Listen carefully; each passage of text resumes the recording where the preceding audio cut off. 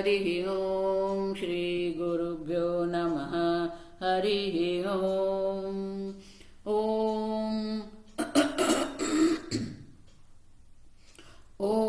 भद्रं कर्णेभिः शृणुयाम देवाः भद्रं पश्येमाक्षभिर्यजत्राः स्थिरैरङ्गैः स्तुष्टुवागुंसस्तनूभिः व्यशेम देवहितं यदायुः स्वस्ति न इन्द्रो वृद्धश्रवाः स्वस्ति नः पूषा विश्ववेदाः स्वस्ति नस्तार्क्ष्यो अरिष्टनेमिः स्वस्ति नो बृहस्पतिर्दधातु ॐ शान्ति शान्ति शान्तिः ॐ सहना भवतु सहनौ भुनक्तु सह वीर्यं करवावहै तेजस्विनावधीतमस्तु मा विद्विषावहैः ॐ शान्ति शान्ति शान्तिः सदाशिवसमारम्भां शङ्कराचार्यमध्यमाम् अस्मदाचार्यपर्यन्तां वन्दे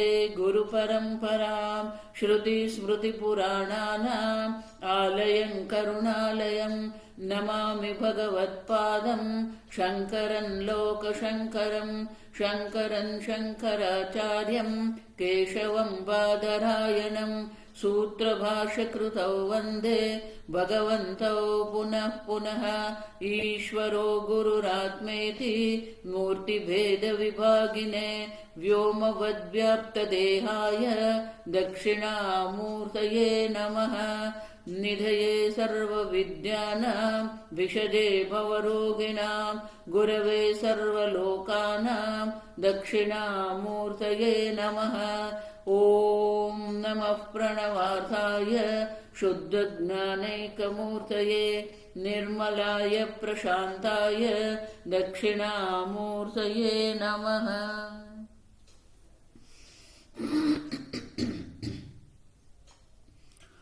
ॐ प्रज्ञानांशु प्रदाने स्थिरचरनिकर व्यापिभिर्व्याप्य लोकान् भुक्त्वा भोगान् स्थविष्टान् पुनरपि दिशणोद्भासितान् कामजन्यान् पीत्वा सर्वान् विशेषान् स्वपिति मधुरभुङ् मायया भोजयन्नः मायासङ्ख्यातुरीयं परममृतमजं ब्रह्म यत्तन्नतोऽस्मि यो विश्वात्मा विदिजविषयान् प्राश्यभोगान् स्थविष्ठान् पश्चाच्चान्यान् स्वमतिविभवान् ज्योतिषा स्वेन सूक्ष्मान् सर्वानेतान् पुनरपि शनैः स्वात्मनि स्थापयित्वा हित्वा सर्वान् विशेषान् विगतगुणगणः पार्श्वसो न स्तुरीयः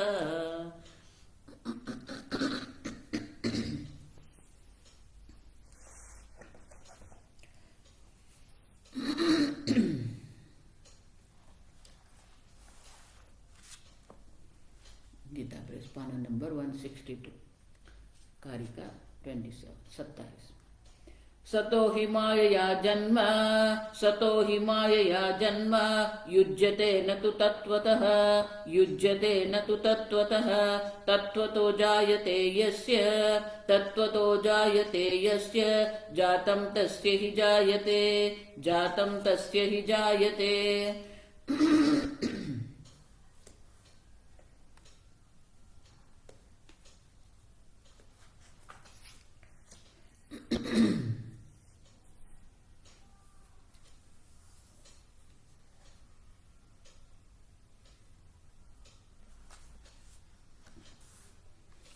पेज नंबर 163 लास्ट पैराग्राफ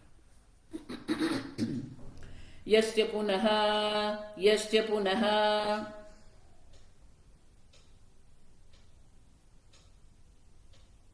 परमार्थ सत अजमात्मतत्वं जगद्रूपेण जायते वादिनः न हि तस्य अजं जायते इति शक्यं वक्तुं विरोधात् ततः तस्यार्थजातं जायते इति आपन्नम् आपन्नम् ततः च अनवस्था जाता जायमानत्वेन अनवस्था जाता जायमानत्वेन तस्माद् अजम् एकमेव आत्मतत्त्वमिति सिद्धम्।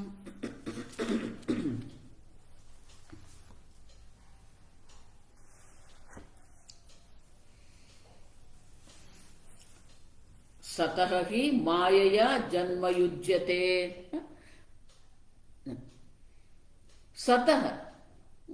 सतः ब्रह्मणः, जो है ही ऑलरेडी। अब देखिए, तो जो है ही वो ब्रह्म जो है, उससे कुछ उत्पन्न होता है।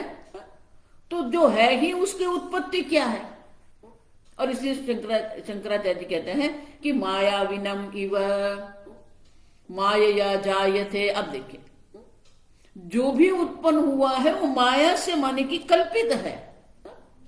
सत्य में तत्वतः कुछ उत्पन्न होता ही नहीं है। आप समझो, सही में अगर देखते हैं तो कुछ उत्पत्ति हुई ही नहीं है। और जो उत्पत्ति का अनुभव हम कर रहे हैं वो माया से ही है, माने कि कल्पित है। और इसीलिए यस्मात् सतः अविद्यमानात् कारणात् माया निर्मितस्य, जो है ही, अब जो है ही उसी से जन्म हुआ आप कहेंगे तो क्या हो गया? विद्यमानात् माया निर्मितस्य हस्तादि कार्यस्य एव जगत् जन्म युज्यते न असतः कारणात्। अब क्योंकि ये जगत की जो उत्पत्ति की बात हम कर रहे हैं, वो उत्पत्ति की बात जो है वो सत ब्रह्म से है। अब देखिए, न तो असत ब्रह्म से। असत ब्रह्म से कुछ उत्पन्न नहीं होता है, जो है उसी से कुछ उत्पन्न हो सकता है। मिट्टी है तो मिट्टी से घड़े की उत्पत्ति हम कहते हैं। अब देखो, तो वस्तु है सतः विद्यमानात् कारणात्, जो कारण है वो तो है। अब देखिए, और उसी से ये सब उत्पत्ति हुई है। न असतः कारणात्, अभाव से भाव नहीं है। आप समझो, पहले कुछ नहीं था और फिर अचानक कुछ उत्पन्न हो गया। आजकल के जो खगोल शास्त्री जो है, भौतिक शास्त्री लोग जो है, वो सब वैज्ञानिक लोग क्या कर रहे हैं? वो सोचते हैं पहले कुछ भी नहीं था और अब बिग बैंग हो गया, सब उत्पन्न हो गया। तो कुछ भी नहीं था तो उत्पन्न कैसे होगा? असतः न असतः कारण जन्म युज्यते। अब देखिए, अभाव से किसी भाव की उत्पत्ति की संभावना ही नहीं है। उतना ही नहीं, न तो तत्वतः एवं आत्मनः जन्म युज्यते। अब देखिए, और न तो तत्वतः, तत्व से भी ये कुछ उत्पन्न नहीं हो सकता, क्योंकि आत्मा है ही। आप देखो, घड़े की उत्पत्ति की बात जो हम करते हैं, तो वो घड़े की उत्पत्ति जो हम कह रहे हैं, तो घड़े की उत्पत्ति क्या है? मिट्टी से ही अगर घड़ा बना हुआ है तो अभी भी मिट्टी ही है। आप समझो, और इसीलिए न तो तत्वतः एव अजस्य आत्मनः जन्म। आप देखो, तत्वतः अगर हम देखते हैं तो आत्मा के जन्म की कोई संभावना ही नहीं है। आत्मा से कुछ उत्पन्न हुआ आप जो कह रहे हैं, तो वो उत्पत्ति कैसे संभव है? असत से तो कुछ उत्पन्न होता ही नहीं है, और जो है उसी का जन्म अगर आप कहेंगे। यस्य पुनः परमार्थ सत अजम आत्म तत्वम जगद रूपेण जायते वादिनः नहि तस्य अजम जायते इति शक्यम वक्तुम विरोधात्। और जो लोग ऐसा कहते हैं कि पारमार्थिक सत्य जो ब्रह्म है, वो जो आत्म तत्व पारमार्थिक सत्य अजम आत्म तत्व जो है, वही आत्म तत्व जगत रूपेण जायते। वो आत्म तत्व जगत के रूप में उत्पन्न हुआ है, ऐसा अगर आप कहेंगे तो गड़बड़ हो जाएगी। क्यों? तस्य अजम जायते इति शक्यम न वक्तुम विरोधात्। तो वो कैसे कह सकते हैं कि जो है ही, जो अज है, अज का जन्म हुआ आप कैसे कह सकते हो? विरोधात। आत्मा अज है तो अजम आत्म तत्व जो है वो जगत के रूप में उनका जन्म हुआ तो कैसे हो सकता है? अब देखिए, द्वैतवादी भी ये तो स्वीकार करते ही है कि ब्रह्म अज ब्रह्म है, आत्मा अजो नित्य शाश्वतोयम पुराण है। तो अज ब्रह्म है, उसका आप जगत के रूप में जन्म कैसे कह सकते हो? आप समझ रहे हो? असत से जन्म नहीं हो सकता है, और सत जो है सत से भी जन्म नहीं हो सकता है, और सत ब्रह्म जो अजब ब्रह्म जो आत्म तत्व है वो भी जगत के रूप में उनका भी जन्म नहीं संभव है। आप समझो, तीनों दृष्टि से अगर हम देखते हैं, सत से सत ब्रह्म जो है वो सत ब्रह्म से जगत की उत्पत्ति भी हम नहीं कह सकते हैं, क्योंकि वो सत निर्विकारी है, वो विकारी जगत नहीं बन सकता है। अब समझो, और असत से भी जन्म नहीं है, क्योंकि है ही नहीं, तो जो है ही नहीं उससे उत्पत्ति कैसे हो सकती है? और जो अज आत्म तत्व है वो भी अगर आप कहेंगे, अगर कोई वादी ना माने, कि अगर द्वैतवादी ये कह रहे हैं कि आत्म तत्व ही जगत के रूप में उत्पन्न हुआ है, तो वो तो अज आत्म तत्व है। अजम आत्म तत्व न जायते, क्योंकि वो अज है। अब समझो, इति शक्यम न वक्तुम विरोधा ततः तस्माद् तस्य अर्थात जातम जायते इति आपन्नम ततश्च अनवस्था जाता जायमानत्वेन। अब देखो, तो ये तो अनवस्था दोष हो जाएगा। जातम जायते, अब देखो,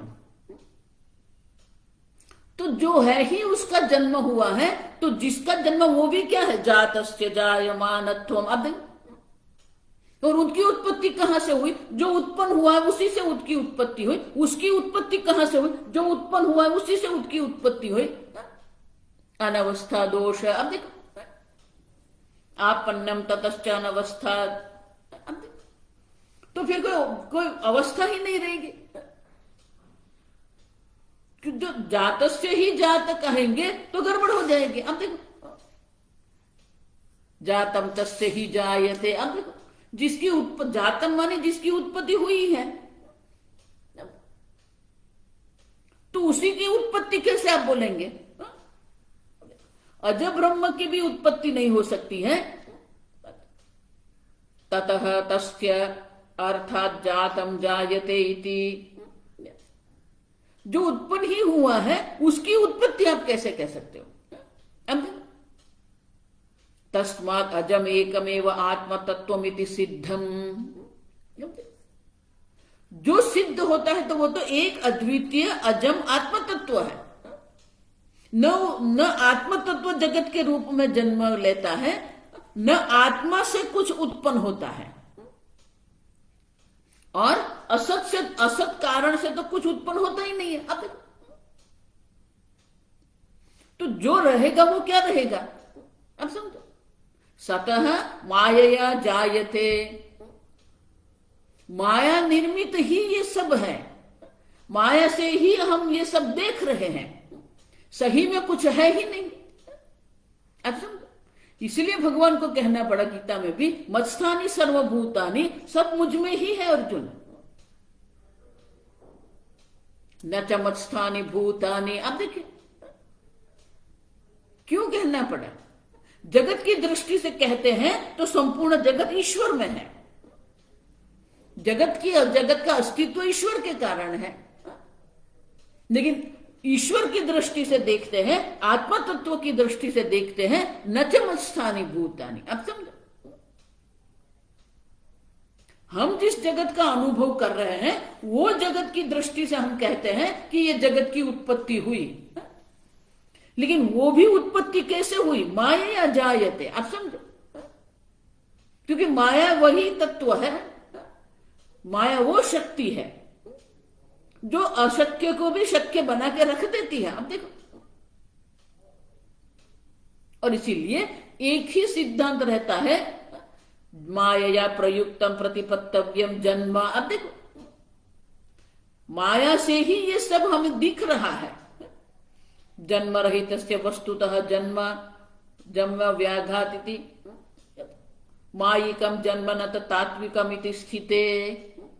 तो ये जो भी उत्पत्ति, जन्म मानी उत्पत्ति, जो भी उत्पत्ति हुई है वो मायिक उत्पत्ति है, तात्विक नहीं है। आप समझे? सही में घट नाम की कोई वस्तु है ही नहीं। मृत्तिकेत्येव सत्यम। आप समझो?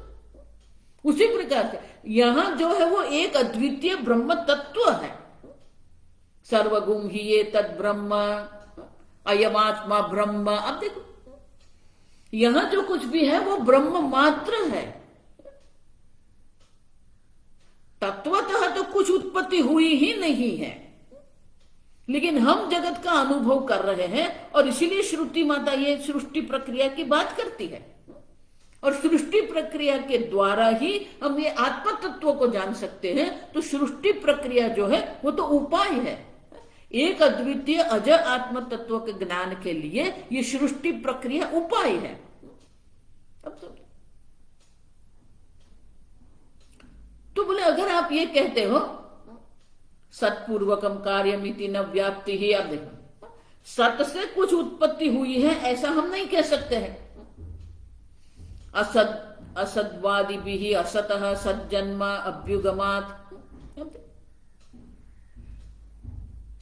तो एक सत्यवादी है, दूसरा असत्यवादी है। आप समझो ठीक से। सत्यवादी जो सांख्यवादी जो है वो कहता है कि घट था ही, मिट्टी में पहले से घट था और वही घट की उत्पत्ति हुई, वो सत्यवादी है।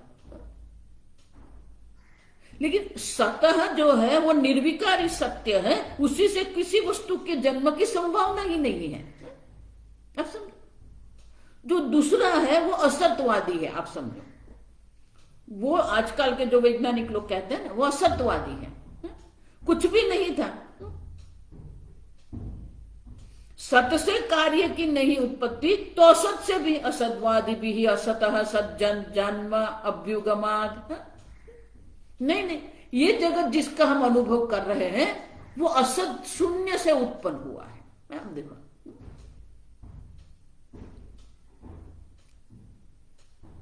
लेकिन आप असत कहो या माया कहो, आप समझो कोई उत्पत्ति हुई ही नहीं है। आप देखिए भले आप जगत का अनुभव कर रहे हैं, भले ये जगत में आप सुखी दुखी हो रहे हैं, फिर भी ये जगत की उत्पत्ति जो है वो आप सिद्ध नहीं कर सकते। आप समझो ठीक से। और इसीलिए सत से भी ये जगत की उत्पत्ति नहीं है, असत से भी ये उत्पत्ति नहीं है। असतवादी भी असतः सज्जन्म अभ्युगमात। तो भले सत से जन्म नहीं हुआ है, असत से होगा कि नहीं। और इसीलिए आगे की कारिका में 28वीं कारिका में गौड़पादाचार्य जी उनके उत्तर देते हैं। आप समझो 28वीं कारिका। असतो मायया जन्म असतो मायया जन्म तत्वतो नैव युज्यते तत्वतो नैव युज्यते वन्ध्यापुत्रो न तत्त्वेन वन्ध्यापुत्रो न तत्त्वेन मायया वापि जायते मायया वापि जायते।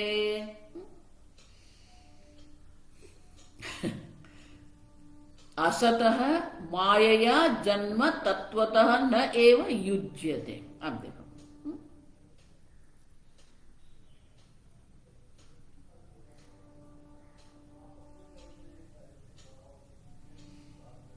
असत से भी ये जगत की उत्पत्ति नहीं हुई है, माया से भी ये जन्म नहीं है। अब देखो आप समझे?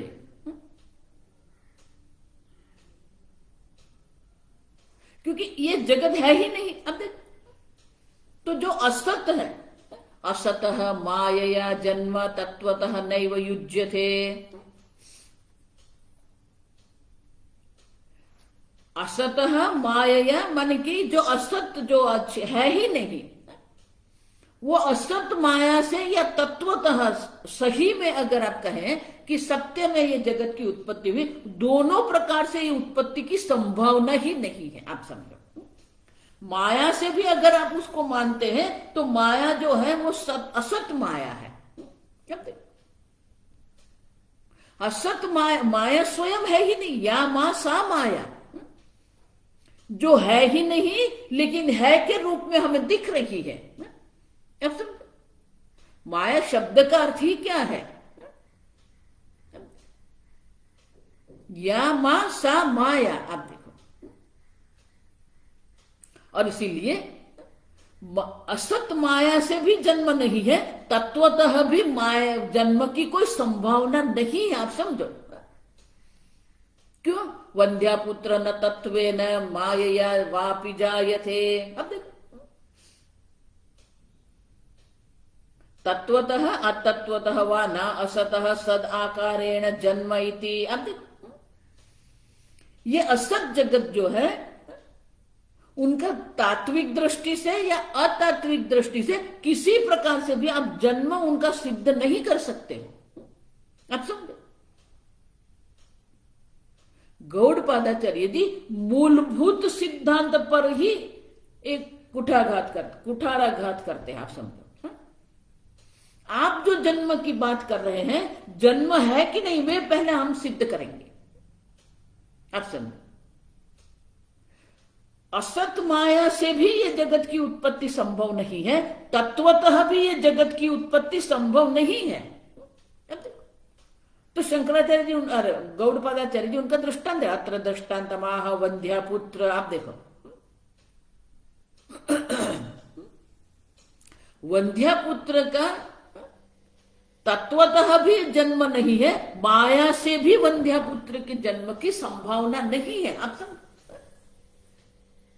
जो है ही नहीं उनके जन्म की आप बात कर रहे हैं। देखो, इसीलिए ये जो संघात जो है ना, वो समझना बहुत आवश्यक है। आप कह रहे हो कि ये देह का जन्म हुआ, अब देखिए, लेकिन देह नाम की वस्तु है ही नहीं। आप देखो, जिस प्रकार से वंध्या पुत्र नाम की कोई वस्तु नहीं है, उसी प्रकार से ये देह नाम की कोई वस्तु ही नहीं है। वो संघात है, अनेक अंग उपांग के विशेष प्रकार की जो रचना है, वो रचना को हम देह कहते हैं, पुस्तक कहते हैं, मोबाइल कहते हैं, सूर्यमंडल कहते हैं, निहारिका कहते हैं। अब देखो, तो विशेष प्रकार की जो रचना है उसे एक नाम देते हैं, माने कोई वस्तु तो देह नाम की कोई वस्तु है ही नहीं। गाड़ी जिसको आप कहते हैं, ट्रेन आप जिसको कहते हैं, वो अनेक अंग उपांग की विशेष प्रकार की रचना है। अब वो रचना को आप एक नाम देके कह रहे, तो रचना जो है वो वस्तु कैसे हो सकती है?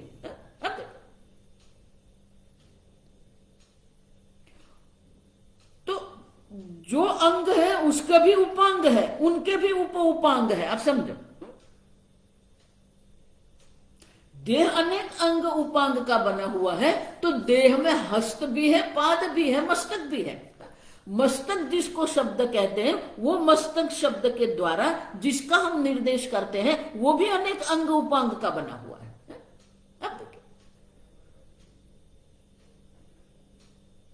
तो जो भी शब्द है, शब्द के द्वारा जिसका निरूपण किया गया है, वो सब संघात है। चक्षु कहते हैं तो चक्षु भी एक संघात है, जिह्वा कहेंगे जिह्वा भी संघात है, और जिह्वा जिस कोश से बनी हुई है वो कोश भी संघात है। अब देखिए, कोश स्वयं संघात है। कोश की भी दीवार होती है, कोश का केंद्र होता है। अब देखिए, कोश में रस, कोश का रस प्रवाही वहां होता है। अब देखिए, अब जो भी कुछ देखेंगे संघात है, माने कि वो है ही नहीं। आप समझो, जो है ही नहीं उसके जन्म की आप बात करते हैं, जिस प्रकार से वंध्या पुत्र है। असत तत्व जो है, जो है ही नहीं, उनको माया से या तात्विक रूप से उसका जन्म कैसे सिद्ध करेंगे आप? जिस प्रकार से वंध्यापुत्र का तत्वतः भी जन्म नहीं है, माया से भी वंध्यापुत्र का जन्म नहीं है। आप समझो ठीक से। तो जो असत है, माने कि जिसका हम निरूपण ही नहीं कर सकते। अब तो देखो, इसीलिए भगवान क्या कहते हैं, असतः भावः न विद्यते, उसका अस्तित्व ही नहीं है। न रूपमस्ते तथा एव उपलभ्यते, नान्तो न चार्दि न च संप्रतिष्ठा। अब देखिए, आप जिसको है कह रहे हैं वो तो है ही नहीं। जिस प्रकार से आप उनका वर्णन करने का प्रयत्न करते हैं, जिस प्रकार से आप उनको जानने का प्रयत्न कर रहे हैं, वो है ही नहीं। न तथा उपलभ्यते। ये वृक्ष है जब आप कह रहे हैं, तो वो वृक्ष है ही नहीं। आप तना को वृक्ष कहेंगे, मूल को वृक्ष कहेंगे, शाखा को वृक्ष कहेंगे, पर्ण को वृक्ष कहेंगे, पुष्प को वृक्ष कहेंगे, फल को वृक्ष, किसको वृक्ष कहेंगे आप? वृक्ष नाम की कोई वस्तु ही नहीं है। और उसी का जन्म आप कह रहे हैं। अब जो है ही नहीं, उनके जन्म की आप बात कर रहे हैं, तो माया से भी जन्म संभव नहीं है, तत्वतः भी संभव नहीं है, जिस प्रकार से वंध्यापुत्र का है। अब देखिए,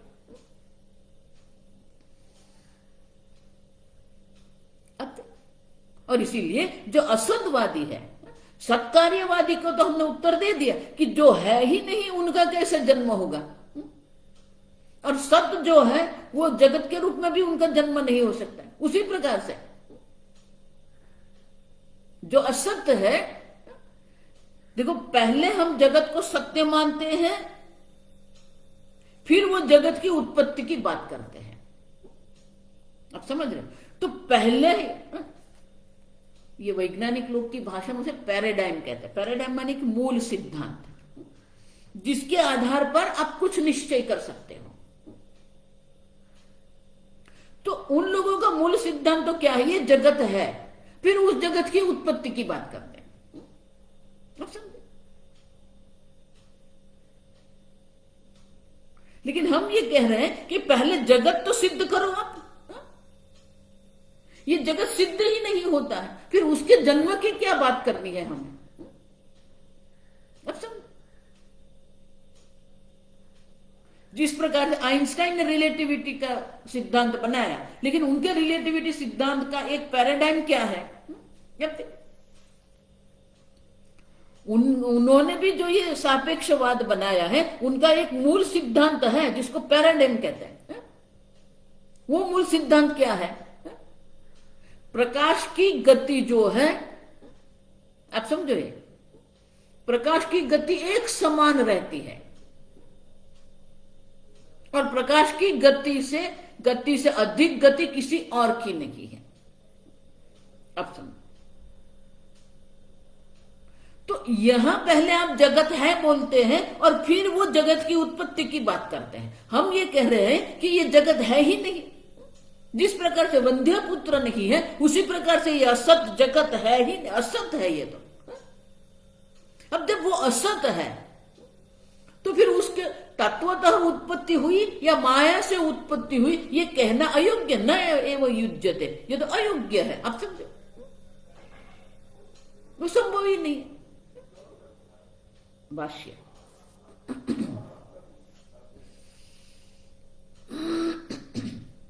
असद्वादिनाम् असतः अभावस्य मायया तत्वतः वा न कथंचन जन्म युज्यते अदृष्टत्वात् न हि वंध्यापुत्रः मायया तत्वतः वा जायते वा जायते तस्माद् अत्र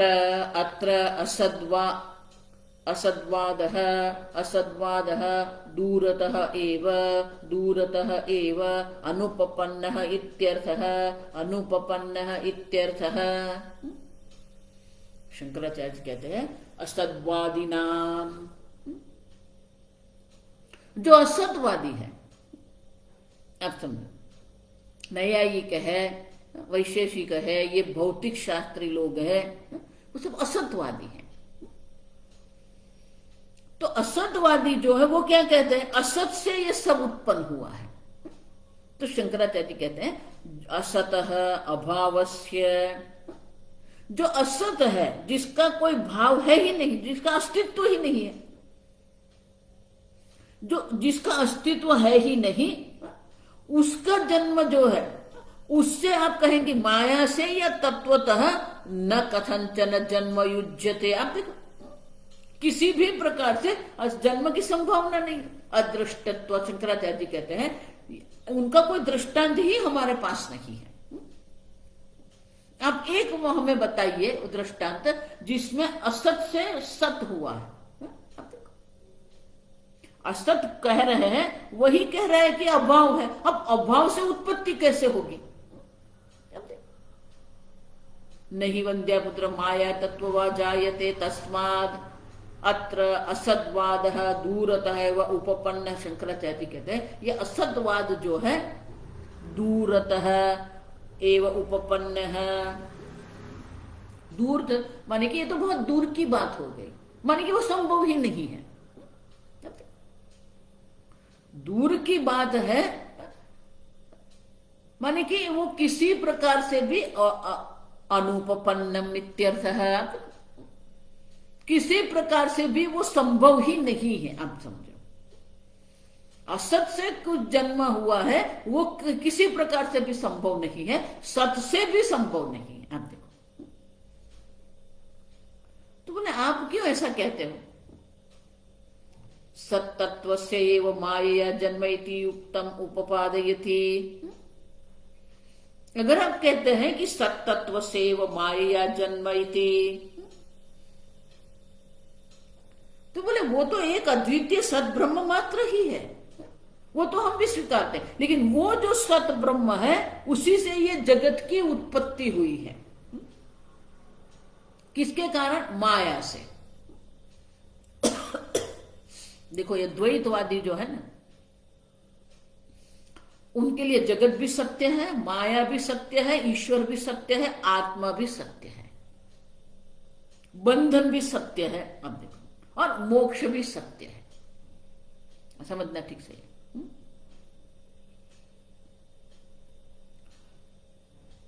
तो वो कह रहे हैं, अब देखिए, सतः एव मायया जन्म इति युक्तम। तो बोले ये सत ब्रह्म जो है, वही सत ब्रह्म माया से ही ये जन्म है, ऐसा आप स्वीकार कर लो। सतः एव मायया जन्म इति। तो उनका स्वप्न के दृष्टांत से ये उनका उत्तर देते हैं ये गौड़पादाचार्य 19वीं कारिका। यथा स्वप्ने द्वयाभासम स्पंदते मायया मनः तथा जाग्रद्वयाभासम स्पंदते मायया मनः।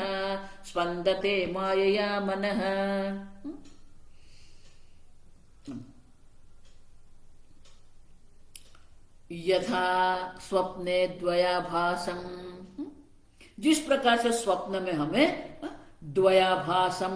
अब देखो, द्वयाभास है, द्वैत है, ग्राह्य ग्राहक है। स्वप्न में ग्राह्य ग्राहक है। मैं आपका स्वप्न में स्वप्न शरीर है,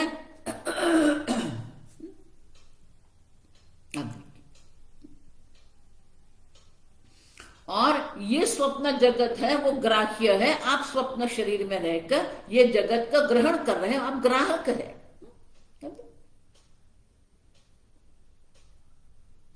स्पंदते मायया मनः। अब देखो, स्पंदते, ये स्वप्न जगत जो स्पंदित हो रहा है, वो जगत जो स्पंदित हो रहा है किसके कारण?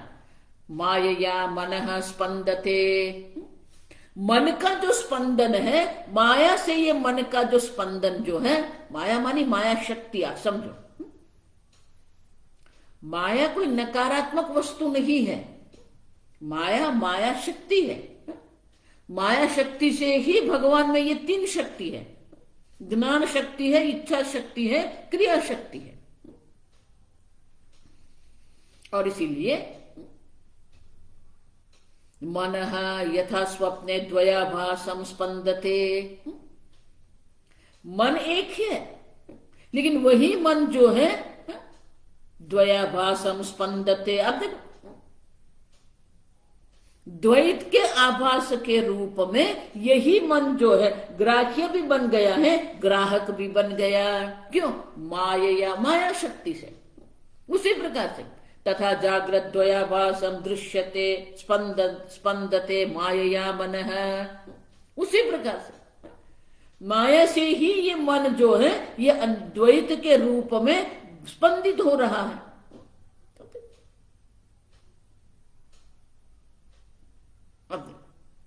तो बोले कि ये मन जो है स्वप्न में जिस प्रकार से ग्राह्य ग्राहक बन के हमें स्पंदित हो रहा है, अनुभव करवा रहा है, उसी प्रकार से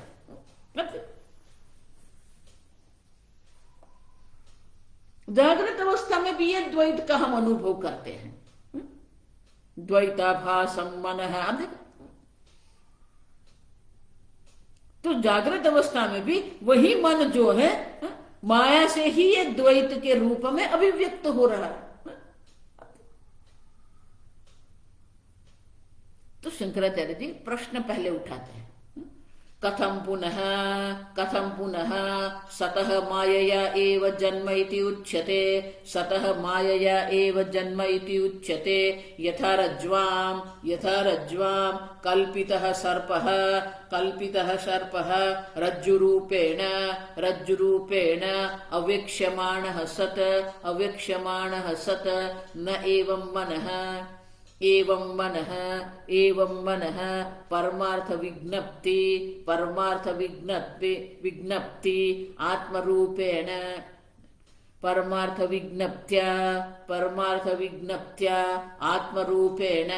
आत्मरूपेण अवेक्ष्यमाणं सद्ग्राह्य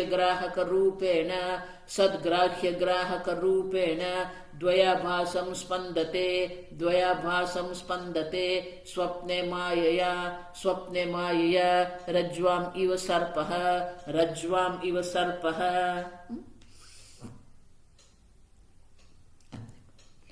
तो शंकराचार्य जी कहते हैं, अगर आप कहते हैं कि सतः मायया एव जन्म, ये सद्ब्रह्म से ये जगत की जो उत्पत्ति हुई है वो माया से उत्पत्ति हुई है, तो बोले आप कैसे कह सकते हो? तो बोले यथा रज्ज्वाम, जिस प्रकार से रज्जु में कल्पित सर्प है, रज्जु रूपेण अवेक्ष्यमाणः सनेव, वो रज्जु को रज्जु के रूप में नहीं देखते हुए, आप समझो, तो रज्जु को रज्जु के रूप में जब हम नहीं देखते हैं, और उसके लिए क्या हो गया? सर्प रूपेण भासते। अब देख, तो सर्प दिख रहा है, रज्जु में जो सर्प दिख रहा है, विकल्पितः सर्पः रज्जु रूपेण अवेक्ष्यमाणः सन् एवं मनः परमार्थ विज्ञप्त्या आत्मरूपेण। जिस प्रकार से रज्जु का ज्ञान नहीं है और रज्जु की प्रतीति नहीं है, आप देखो,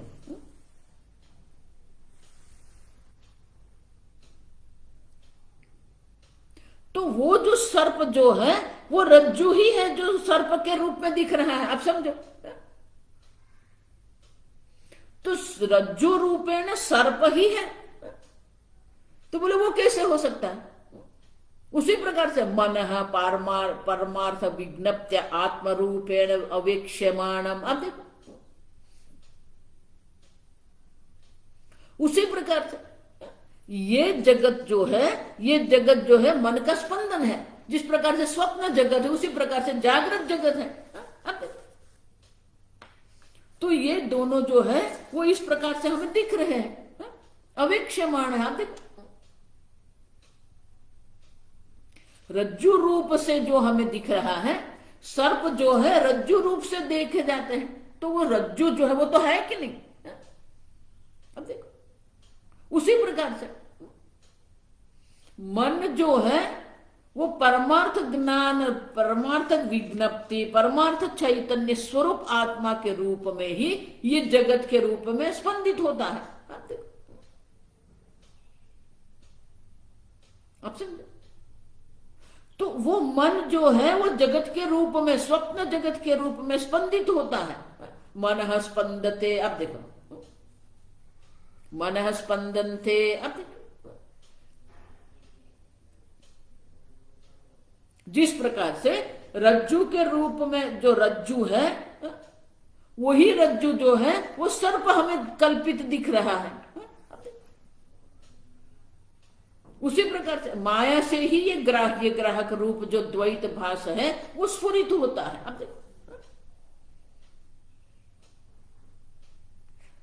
तो रज्जु का दृष्टांत देखिए, शंकराचार्य जी कह रहे हैं कि अगर रज्जु के दृष्टांत को अगर आप लेंगे, अब समझो ठीक से, मनस सन्मात्रत्वे कथम अनेकदा स्पंदनमिति, तो मन का स्पंदन अगर आप कहेंगे, मन के स्पंदन से ही ये स्वप्न जगत की उत्पत्ति है, उसी प्रकार से मन के स्पंदन से ही ये जागृत अवस्था की उत्पत्ति है। मनसः सन्मात्रत्वे कथम अनेकदा स्पंदनमिति, अधिष्ठान रूपेण मनः अपि सदिति सदृष्टान्तम, मन के स्पंदन से, देखो ये जब कहते हैं ना तो वो अपने को ही सिद्ध नहीं कर सकते, उनके ही शब्द में ये विरोधाभास है, समझना ठीक से।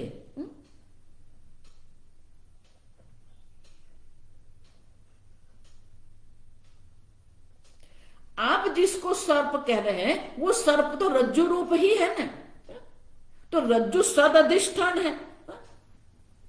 उसी प्रकार से ये मन जो है आत्मा विज्ञप्त्या, अब देखो जो पारमार्थिक चैतन्य स्वरूप आत्म तत्व के रूप में ये मन जो है वो स्पंदित होता है, उसी से ये उत्पत्ति होती है। क्योंकि मन का जो अधिष्ठान वो तो सद अधिष्ठान चैतन्य स्वरूप आत्मा है। तो माया के द्वारा ही स्वप्न में क्या होता है, मन जो है वो स्पंदित होकर ग्राह्य ग्राहक के रूप में दिख रहा है। उसी प्रकार से जागृत अवस्था में भी माया के कारण मन का स्पंदन होता है और ग्राह्य ग्राहक के रूप में वो दिख रहा है।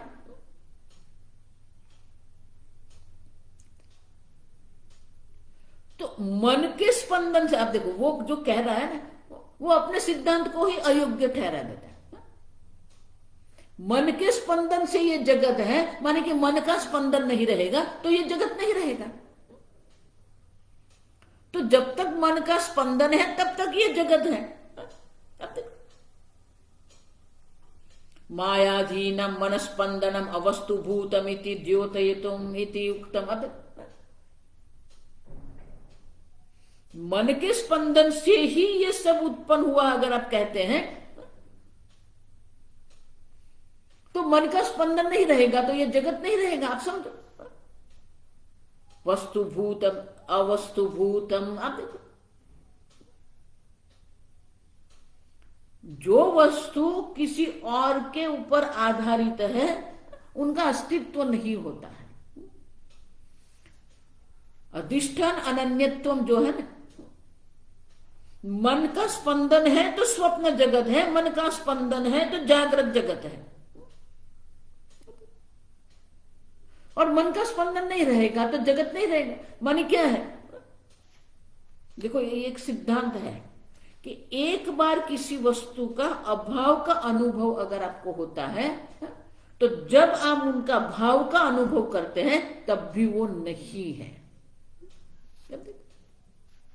और इसीलिए मनस्पंदनम अवस्तु भूतमिति द्योतयितुम,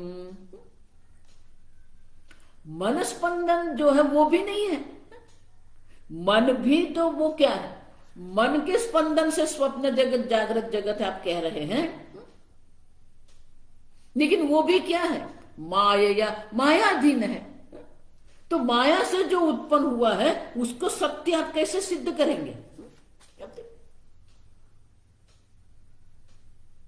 माया से मन का स्पंदन आप कह रहे हैं, तो सही में मन का स्पंदन है ही नहीं। अब जब मन का स्पंदन नहीं है क्योंकि वो माया से है, तो फिर स्वप्न जगत कहां से आएगा, जागृत जगत कहां से आएगा? आप समझो। माने कि मन का भी स्पंदन नहीं है और स्वप्न जगत भी नहीं है, क्योंकि सुषुप्ति अवस्था में न मन का स्पंदन है, न जागृत अवस्था है, न स्वप्न अवस्था है। न अंतः प्रज्ञ, न बहिष्प्रज्ञ, न अप्रज्ञ, न प्रज्ञम। आप देखिए, न उभयत प्रज्ञ है ही नहीं। आप समझो, न जागृत अवस्था है, न स्वप्न अवस्था है, न सुषुप्ति अवस्था है। सुषुप्ति अवस्था में मन का स्पंदन ही नहीं है। आप समझो। और इसीलिए माया से भी ये जगत की उत्पत्ति आप सिद्ध नहीं कर सकते। आप समझो। सतः माया युज्यत जन्म युज्यते अगर आप कहते हैं तो वो भी संभव नहीं है, क्योंकि ये जगत का जो अनुभव हो रहा है वो मात्र मन के स्पंदन के कारण है। जब तक आपके मन में स्पंदन है ये जगत की अनुभूति होती रहेगी। जब मन शांत हो जाता है तो कोई जगत रहता नहीं है। आप देखिए। और इसीलिए तत्वतः भी जन्म नहीं है, माया से भी जन्म की कोई संभावना नहीं है। आप समझो। तो बोले आप क्यों इतना पकड़ के बैठ गए कि जन्म ही, जगत का जन्म ही नहीं हुआ? अच्छा, तो आगे कहते हैं,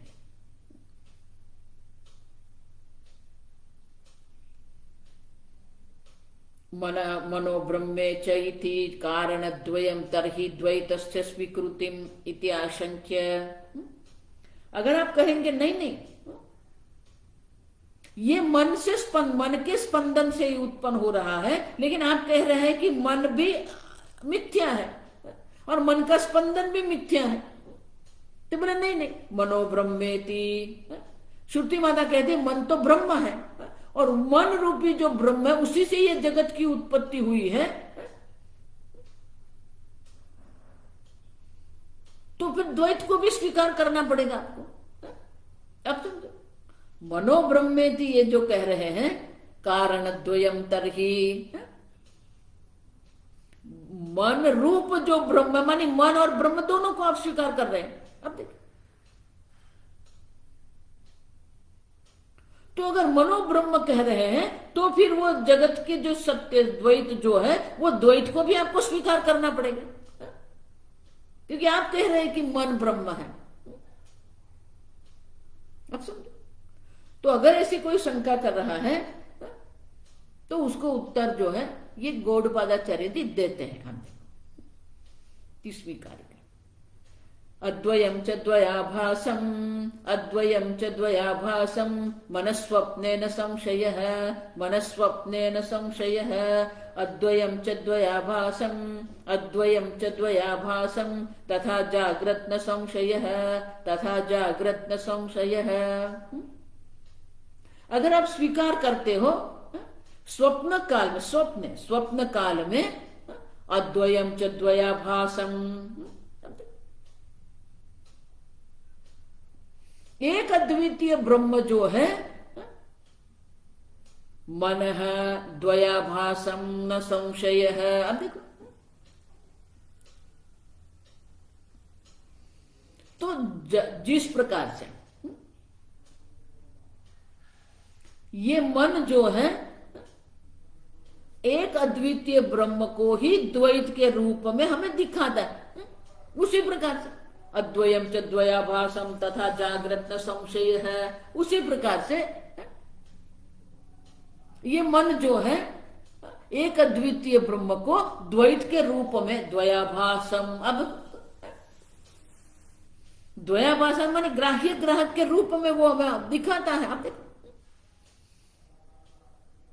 तो अद्वय मन जो है वही द्वैत के रूप में दिख रहा है स्वप्न में, उसी प्रकार से जागृत में भी ये अद्वय मन जो है वो जो ग्राह्य ग्राहक के रूप में दिख रहा है, उसमें कोई संशय नहीं है।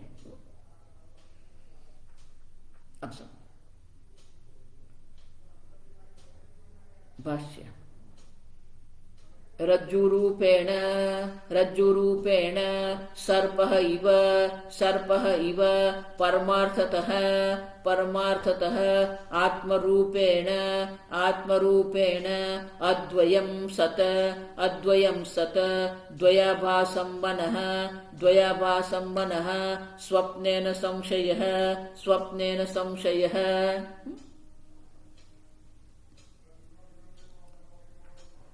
जिस प्रकार से रज्जु रूपेण सर्पः इव, रज्जु के रूप में ही ये सर्प है। अब देखो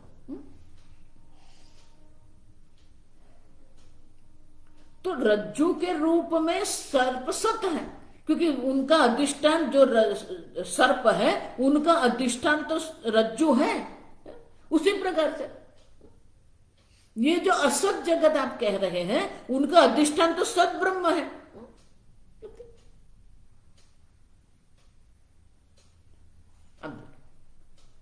तो असत भले सर्प असत है लेकिन उनका अधिष्ठान सत रज्जु है, अधिष्ठान अनन्यत्व। देखो ये उनका तर्क दे रहे हैं, आप समझना ठीक से। ये पूर्व पक्षी है, वो कह रहा है कि मन के स्पंदन से ही ये सब है, लेकिन मन तो एक ही है, अद्वयम मन है। आप देखो वही एक मन जो है, अद्वय मन जो है स्वप्न में क्या होता है, द्वयाभासम ग्राह्य ग्राहक के रूप में दिख रहा है, उसमें कोई संशय नहीं है। उसी प्रकार से अद्वयम एक अद्वितीय मन जो है वो स्वप्न में अनेक रूप में दिख रहा है। उसी प्रकार से ये अद्वय आत्मा जो है वो अनेक रूप में अभिव्यक्त हो रहा है जागृत में, उसमें क्या संशय करना है। और इसलिए रज्जु रूपेण सर्प परमार्थता आत्मरूपेण अद्वयम सद्वयाभासम मनः स्वप्नेन संशय है। अब देखो जिस प्रकार से रज्जु के रूप में ये सर्प दिख रहा है, उसी प्रकार से एक अद्वितीय आत्म तत्व के रूप में ये जो सत मन जो है वही मन ग्राह्य ग्राहक के रूप में द्वैत के रूप में दिख रहा है। अब जब स्वप्न में दिख रहा है उसी प्रकार से तथा अद्वयम च द्वयाभासम। अब देखो तथा जागृत न संशय है, उसी प्रकार से जागृत काल में भी अद्वितीय मन जो है वही ग्राह्य ग्राहक के रूप में हमें दिख रहा है। ये इतना सरल है, उसमें आप फिर सत से उत्पन्न नहीं हो असत से उत्पन्न नहीं हो, ये गड़बड़ क्यों करते हो आप? अब देखो तो शंकराचार्य जी कहते हैं भाष्य नहीं स्वप्ने हस्ति आदि ग्राह्यम तद्ग्राहकम वा चक्षुरादिद्वयम विज्ञान व्यतिरेकेण अस्ति जाग्रत अपि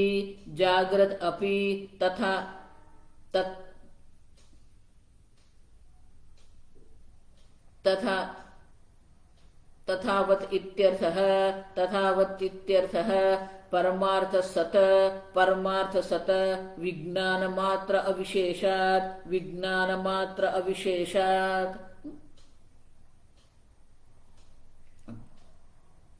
तो बोले आत्मा के रूप में जो मन जो है अद्वितीय मन जो है वो स्वप्न जगत में क्या होता है, हस्ति आदि ग्राह्यम। ये हस्ती है, ये वृक्ष है, ये जल है, ये नदी है, और तद्ग्राहकम, उनको ग्रहण करने वाले आपका स्वप्न शरीर है वहां पर। स्वप्न शरीर में बैठकर आप ये स्वप्न जगत को ग्रहण कर रहे हो,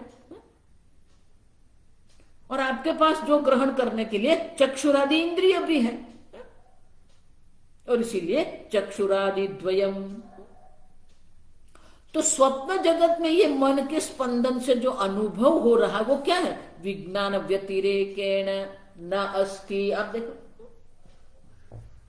एक अद्वितीय चैतन्य जो है वही ये जगत रूप में स्वप्न जगत के रूप में अभिव्यक्त होता है। उसी प्रकार से जागृत अपि तथा एवैति। अब तो जागृत अवस्था भी उसी प्रकार से है। परमार्थ सद्विज्ञान मात्र विशेषात। स्वप्न अवस्था में भी वही एक अद्वितीय परमार्थ अद्वितीय सत है, और जागृत अवस्था में भी वही सत है। और इसीलिए अद्वितीय मन जो है वो ग्राह्य ग्राहक जिस प्रकार से बन जाता है, उसी प्रकार से जागृत में भी वही अद्वितीय मन जो है ग्राह्य ग्राहक बन जाता है।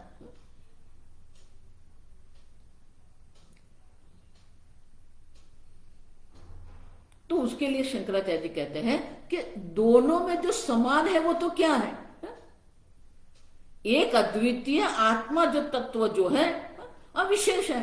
एक अद्वितीय आत्मा तत्व जिस प्रकार से स्वप्न जगत में अभिव्यक्त होता है, उसी प्रकार से जागृत अवस्था में एक अद्वितीय तत्व जो है वो जगत के रूप में अभिव्यक्त होता है।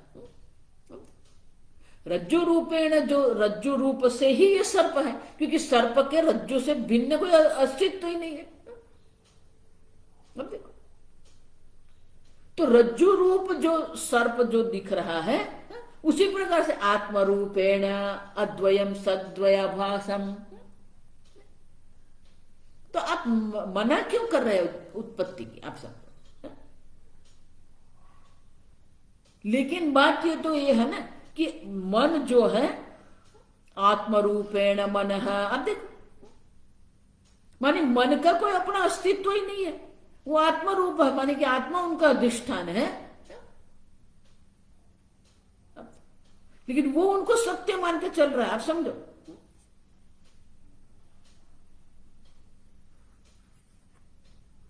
तो मन के स्पंदन से ही स्वप्न अवस्था है, उसी प्रकार के मन के स्पंदन से ही ये जागृत अवस्था है। ये उनका सिद्धांत है। आप देखो, तो वही एक मन है, अद्वय मन है, वही एक मन है। स्वप्न जगत में ग्राह्य ग्राहक द्वैताभास होता है, उसी प्रकार से जागृत अवस्था में भी ये एक ही मन का द्वैताभास होता है। आप समझो आगे।